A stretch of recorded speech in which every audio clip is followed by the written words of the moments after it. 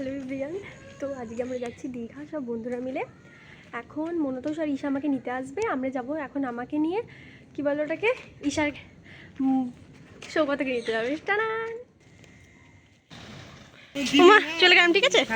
High hi Isha, hi hi hello. কৃষ্ণের একটা problem থাকার জন্য কৃষ্ণ যাবে না বলেছিল, তখনও পর্যন্ত সৌগত জানতো না যে কৃষ্ণ যাচ্ছে। আমরা ভাবলাম ওর রিয়াকশনটা অন্যরকম থাকবে, কিন্তু না, ও তো কী বলবো আর সব কিছু চেপে রেখেছে। কিন্তু আমরা এত এক্সাইটেড ছিলাম, আমরা চাপতে পারিনি।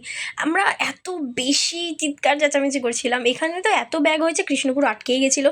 তারপরে এদিকে হচ্ছে ওকে টুপিটা পরিয়ে দিচ্ছিল, কারণ বাচ্চা মেয়ে না, ওর হাতে অনেক ব্যাগ আছে, কষ্ট হবে, ওর জন্য ভালো করে পরিয়ে দিয়েছে। আমরাই যাচ্ছি দীঘায়, কেউ মনে কারো গুষ্টি নিয়ে গেল, এখনই স্ট্যাটাস দেব তাড়াতাড়ি। আর কি কারো গুষ্টি নিয়ে গেল।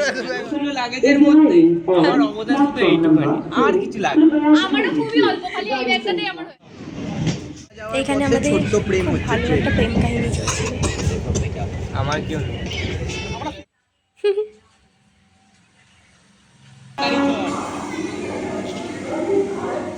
ট্রেন আজকে টাইমে আছে, তাই তো? আমরা ভেবেছিলাম 9টা, বাট ঠিকঠাক। হ্যাঁ, আমাদের ট্রেন লেট আছে, আমরা এটা সবাই জানি, ও একা জানে যে ট্রেন টাইমে আছে। গাইস স্কুলি আমি বড় পুলিশ যাই, এই পাশে সব ব্যাগ আমার কাছে, কিন্তু আমার ব্যাগ একটাই। गाइस स्कूली बनी दिए गाइस। ये ठीक हुआ, मेरे साथ ठीक हुआ। अब हम लोग जाएंगे 19 नंबर प्लेटफॉर्म।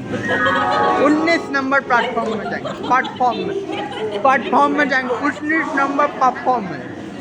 আগের দিন আমরা এসেছিলাম এই জায়গাটা থেকে, বলেছিলাম যে পরের দিন আসবো, তো আজকে হচ্ছে সেই দিন। আমরা সবাই এখন ফৈনলি এসেছি আমরা, ফৈনলি আমরা ঘুরতে যাচ্ছি। ফাইনালি আমি দেখাচ্ছি তোমাদেরকে, দাঁড়াও। আর এই যে হচ্ছে সবাই, আমাকে সবাই মিলে বোকা বানালো। যাই হোক, তারপর আমরা এদিকে হেঁটে হেঁটে এসেছিলাম, একটু ব্রিজের ওখানে যাবো প্লাস চা খাবো, কিন্তু ব্রিজের ওখানে যাওয়াই হয়নি। আমরা এখন স্টেশনে এসে, এখন আমাদের ট্রেন দিয়েছে 9টার সময়, তো আমরা চা খেতে যাচ্ছি। আচ্ছা, দুচ্ছা সেটা করে এই মজা হবে। আমরা এখানে আমরা চা খেলাম। ওদিকে যাওয়ার প্ল্যানও হলো যে কৃষ্ণকে ডেকে এনে যাবো, কিন্তু তাও আমাদের প্ল্যান সাকসেসফুল হয়নি, তার কারণ আমরা হাওড়া ব্রিজ দেখতে পারিনি, মানে যেতে পারিনি ওদিকে। তারপর ওখানে গিয়ে আমরা একটুখানি বসেছিলাম, অনেকক্ষণ অপেক্ষা করছিলাম যেহেতু 9টায়। তারপর ফাইনালি ট্রেন এলো। ফাইনালি ট্রেন এসে গেছে, এবার আমরা যাবো। ফাইনালি আমাদের ট্রিপ হচ্ছে গাইস। অনেক বেশি আমরা এক্সাইটেড ছিলাম। আজকে সব থেকে বেশি ঘুমিয়েছি ঈশা আর হচ্ছে কৃষ্ণ, তাই তো? সব থেকে বেশি। আর আমিও ঘুমিয়েছি, আমি 1 ঘন্টা, আমি 9টা থেকে ঘুমিয়েছি। আমিও একদম ঘুমিয়েছি। আরেকজনের আসার ইচ্ছা নেই, গেলো না একদম। গেলনের ভরপুরটা গেলন কাকে বলে? আরে এই গেলনের একজন আসছিল না, আরে এটা আসছিল না, এই যে মেন বক্তব্য, পাত্তা ছেড়ে দাও। এই যে ওই দেখ গিলেই যাচ্ছে শালা। এখন হচ্ছে আমাদের সবার ঘুম কমপ্লিট হয়ে গেছে, শুধু সৌগত আর এরা এমন একজন প্রাণী যারা একদম ঘুমায় না, ওরা জেগেছিল। এই ছেলেটার খিদে পেয়ে গেছে। গিলছে দেখো গাইস, গিলছে দেখো, গেলা কাকে বলে। আমরা নেমে ভিজে যাবো স্নান করতে, জানি না এই দেখো। ডিমটা একদম ভরপুরটা খেয়েছি গাইস। এই যে এ খেয়েছে 2.5 খানা ডিম, আমি খেয়েছি 4.5 খানা। ডিম খাইনি, এই ডিমের সাদা খাই না। ও সাদা ভালোবাসে।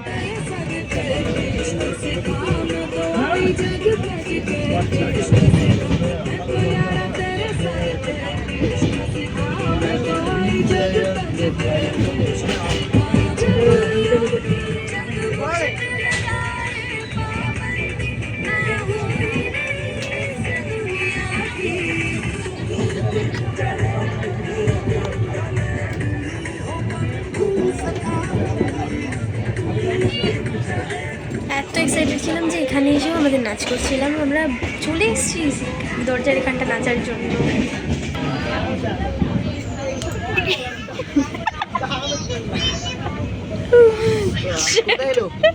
মেচদা লেগেছিল। তারপর এখানে আমি ওকে একটা ডেয়ার দিচ্ছিলাম, কিন্তু সাকসেসফুল করতে পারিনি। এইটুকুন খেলে হবে না,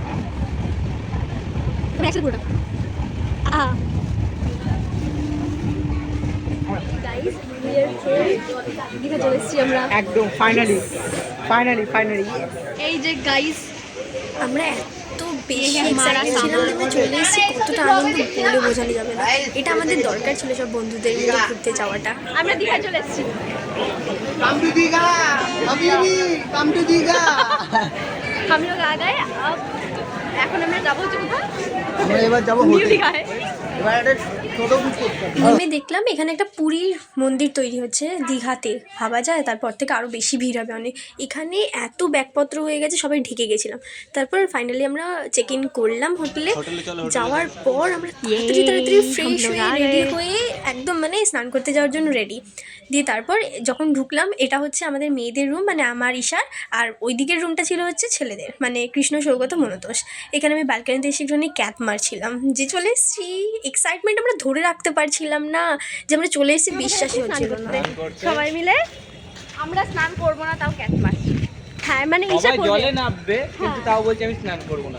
না আমি করবোই না, সবাই করবে। সবাই নামবে, নামতেই হবে, কোনো অপশন নেই, ছুড়ে ফেলে নামবো, দেবো। আমরা এখন যাবো ওখানে গিয়ে তারপর কথা। তারপরে তো আমাদের কিছুটা দূর ছিল হোটেল থেকে সি বিচ, কিন্তু এত বেশি রোদ ছিল আমরা তাকাতে পারছিলাম না। কিন্তু কি বলবো, আমাদের বাঙালিদের তো জুগাড়ু, সব কিছু রেডি।